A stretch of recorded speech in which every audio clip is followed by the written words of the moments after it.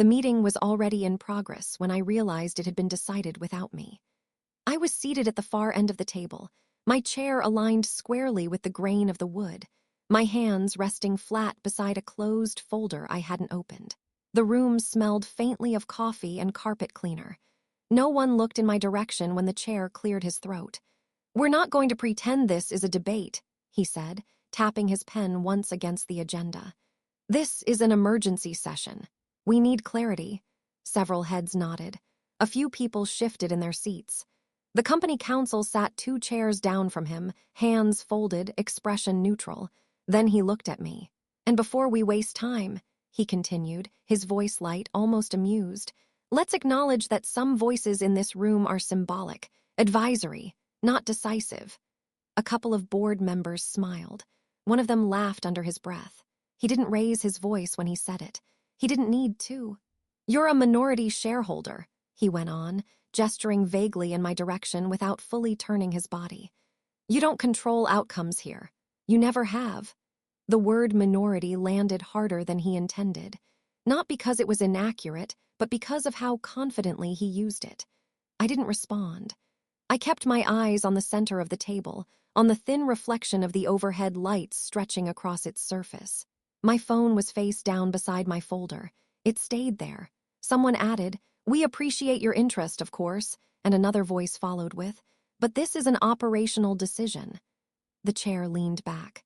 "So let's move forward without distractions." No one objected. No one asked if I wanted to speak. The room went quiet in a way that felt deliberate, as if the silence itself were part of the vote. My name is Alina Ward. I was 41 at the time, living in Boston, and I had built my career in regulated finance. Quiet work, detail-heavy, the kind that rewards patience and punishes impulsiveness. I wasn't new to formal rooms or hostile ones. I understood how authority moved when it thought it wasn't being watched. I had joined the company 5 years earlier, not as an employee and not as a favor. I invested through a private placement during a restructuring phase most of the board preferred not to remember. My role was defined narrowly and deliberately. I attended quarterly meetings. I reviewed reports. I asked questions when questions were appropriate. I didn't compete for attention. In that room, none of that was visible to them. What they saw was a woman who didn't interrupt, didn't posture, and didn't fill silence with reassurance. To people like that, quiet often reads as absence. The chair had known my name when the meeting started. He simply chose not to use it. I'd learned long before that titles matter less than positioning. I didn't need to sit near the center of the table to understand how decisions were made there. I didn't need to raise my voice to be recorded in the minutes. The systems that mattered ran on paper, not volume. As the discussion moved on without me, I watched the company counsel make a small notation in the margin of his binder. I noticed which board members avoided eye contact and which leaned forward with confidence they hadn't earned. No one asked for my vote. No one checked the bylaws. I stayed still, not because I was uncertain, but because there was no advantage in correcting them yet. What made that moment notable wasn't the insult itself. It was the assumption underneath it. They believed participation was something they granted, not something governed by structure. My relationship to the company had never been social. I wasn't there because I'd been invited into the inner circle, and I wasn't sustained by goodwill. I had entered under obligation during a period when capital was scarce and timelines were unforgiving. At the time, the board needed stability more than visibility. I provided it, and then I stepped back. Over the years, I did what was expected and nothing theatrical. I met my funding obligations on schedule. I complied with every reporting requirement. When the company faced a regulatory audit 3 years earlier, I absorbed costs that never appeared in the annual summary. I didn't publicize that either. The agreement didn't require gratitude, only adherence. What happened in that meeting wasn't personal. It was procedural arrogance. They treated governance as a performance and assumed silence meant consent. That approach had worked for them before, largely because no one had challenged it in a way that mattered. There had been signs. Decisions circulated after they were finalized. Votes framed as confirmations rather than questions. A pattern of selective consultation that narrowed over time. It wasn't hidden. It simply went unexamined. I didn't object when it began. I didn't object when it continued. That restraint wasn't accidental. It was consistent with how I'd always operated. Observe first, act when action carries weight. Fairness in institutional settings isn't about courtesy. It's about rules being applied whether or not the room approves. When those rules are ignored, correction isn't emotional. It's administrative. That meeting crossed a line they didn't recognize, but the system did. I became involved with the company in its second year, during a liquidity gap that forced the board to look beyond their usual channels. Revenues were uneven, credit lines were tightening, and one expansion project had stalled midway through permitting. They needed capital that could move without delay and without publicity. I was introduced through a restructuring advisor who understood discretion. The proposal was straightforward: a private investment structured to stabilize operations while preserving board continuity. I reviewed the prospectus over 3 evenings, annotated the margins, and requested revisions to 2 clauses before I agreed.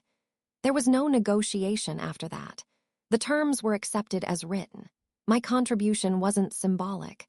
It represented 14% of the company's total capitalization at the time, delivered in tranches tied to specific benchmarks. Each tranche cleared on schedule. Each benchmark was met. I didn't ask for a seat on the board. I didn't ask for executive access.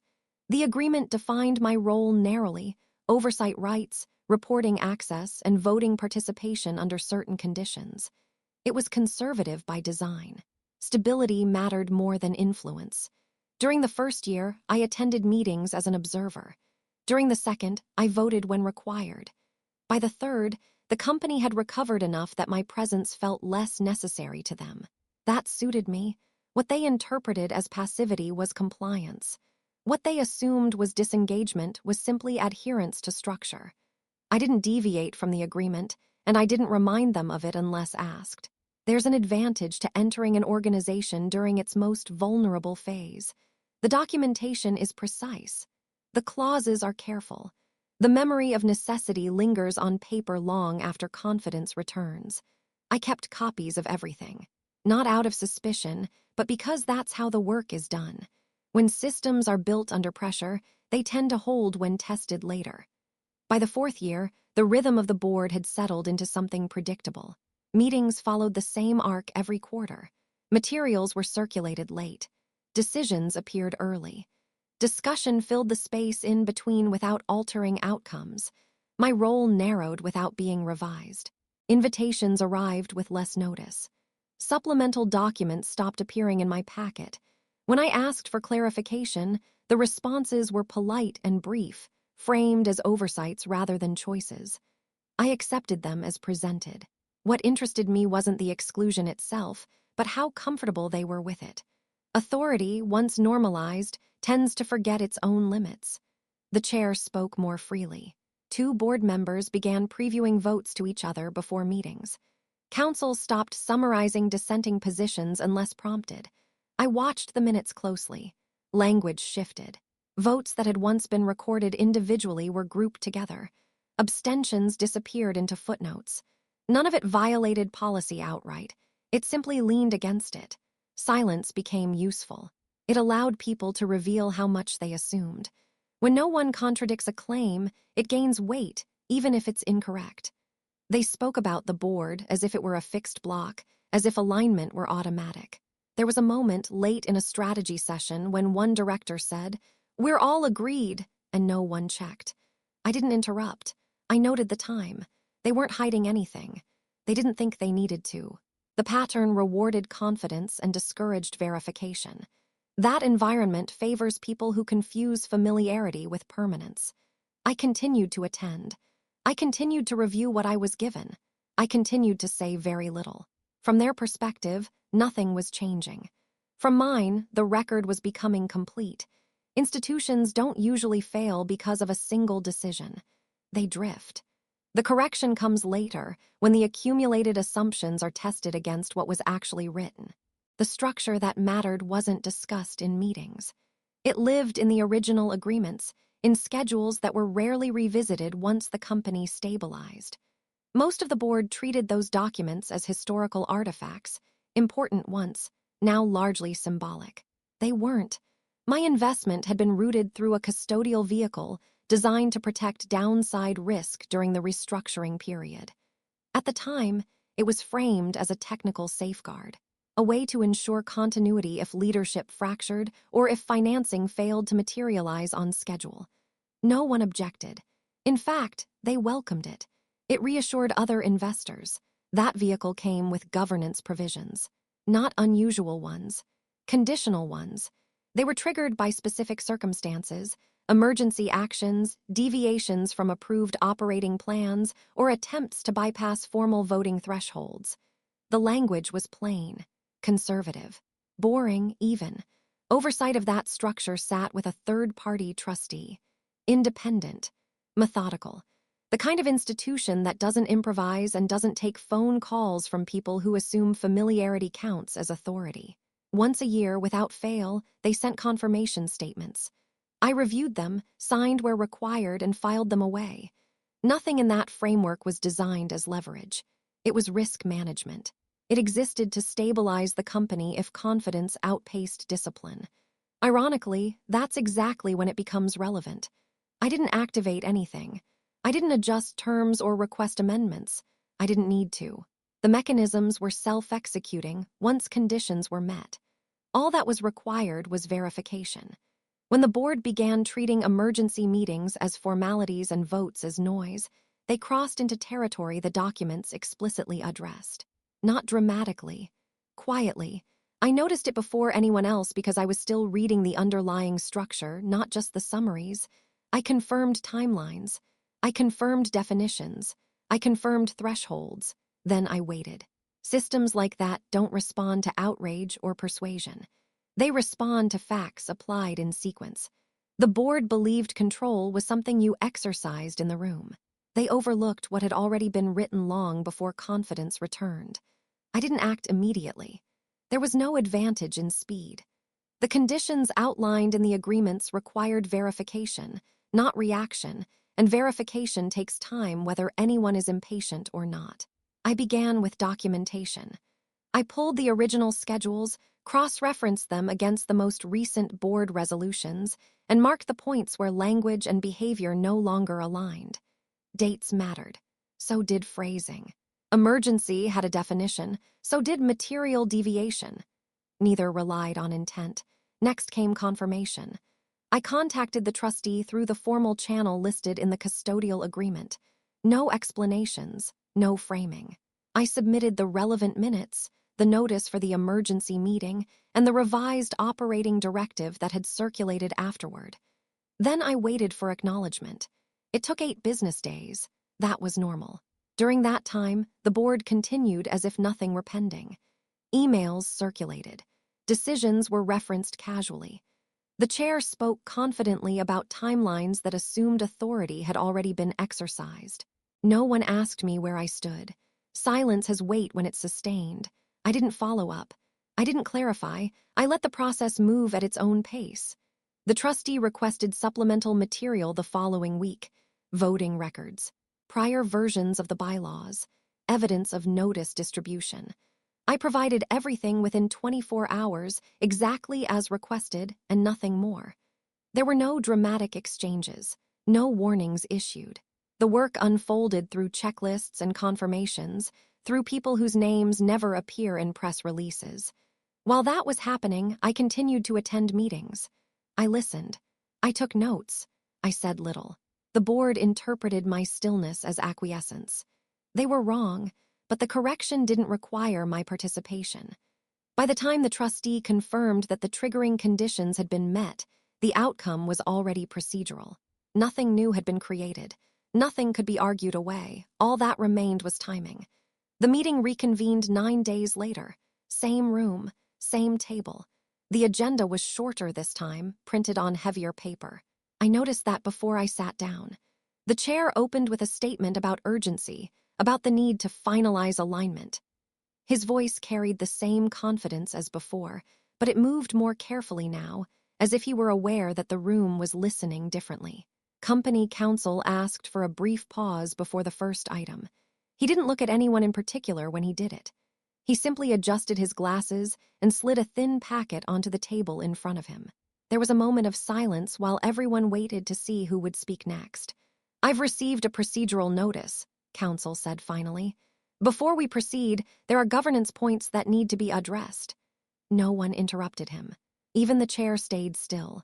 Counsel began reading, not dramatically, not slowly, just clearly. He referenced dates, definitions, a clause number, then another. As he spoke, I watched a board member 2 seats down from me straighten in his chair. Someone else reached for their copy of the bylaws and stopped halfway through the motion. A document was passed down the table. It moved from hand to hand without commentary. When it reached me, I placed it flat in front of me and didn't open it. I already knew what it said. Counsel paused again, longer this time. The silence pressed outward, filling the room. It wasn't uncomfortable. It was clarifying. "For the record," he continued, "certain voting authorities are not currently aligned with prior assumptions." The chair frowned. "What does that mean?" Counsel didn't answer immediately. He let the question sit. "It means," he said, "that before any further action is taken, we need to confirm where control actually resides." No one spoke after that. The meeting, which had begun in confidence, had shifted into something else entirely. The chair was the first to push back. He leaned forward, palms flat, and said, "We've already voted on this." His voice sharpened on the word already, as if repetition might restore certainty. Counsel didn't respond right away. He turned a page instead, paper against paper. The sound carried. "That vote," Counsel said, still reading, "doesn't meet the threshold under the operative framework." Another director spoke up louder. "That framework hasn't been relevant for years."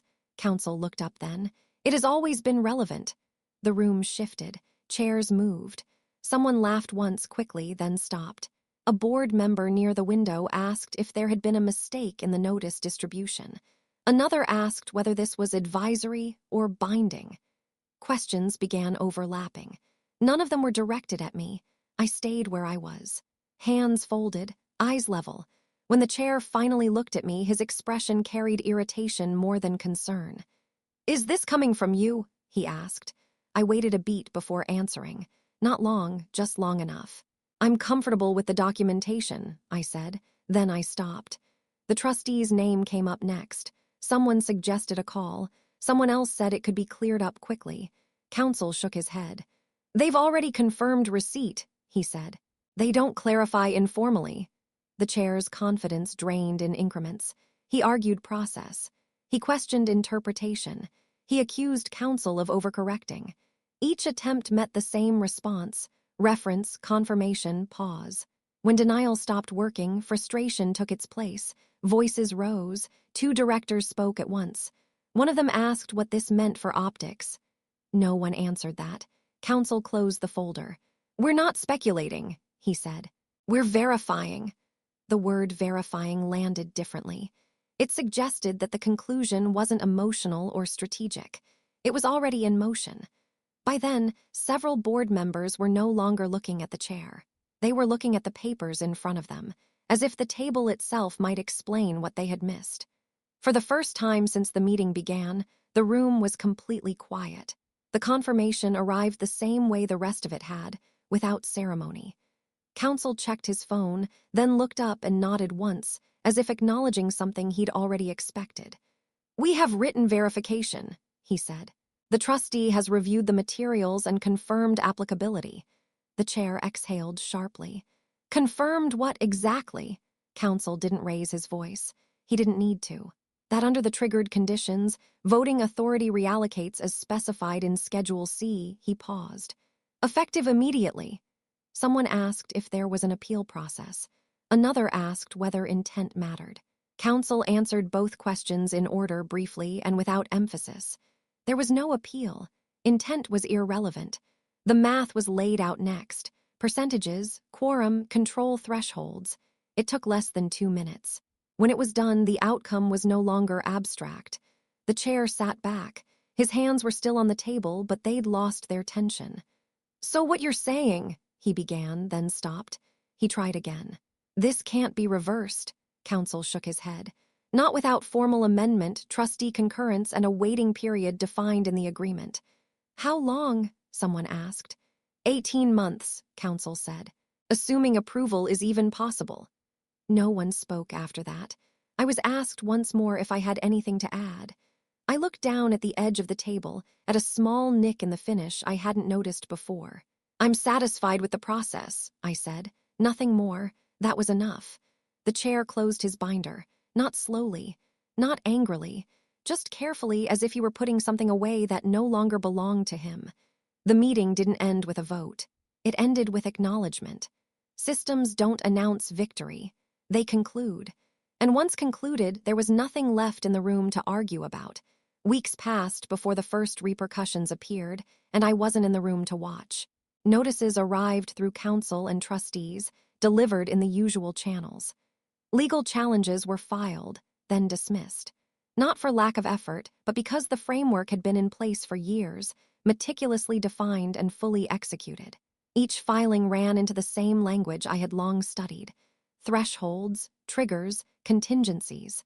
There was no loophole large enough to exploit. By the end of the quarter, 2 directors who had previously spoken over me found their access curtailed.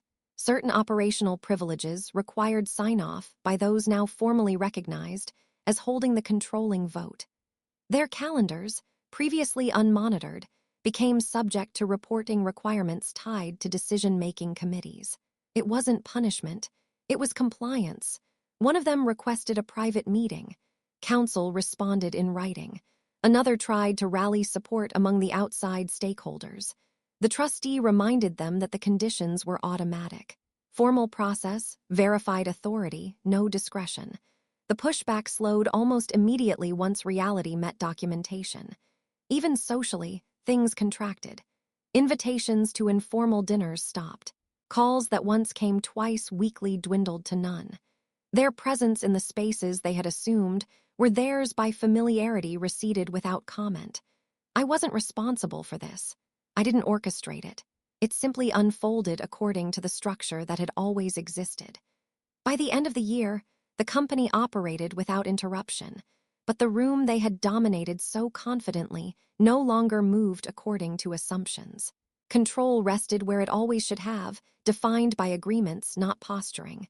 A brief headline in the professional newsletter confirmed the procedural corrections. Nothing more was noted.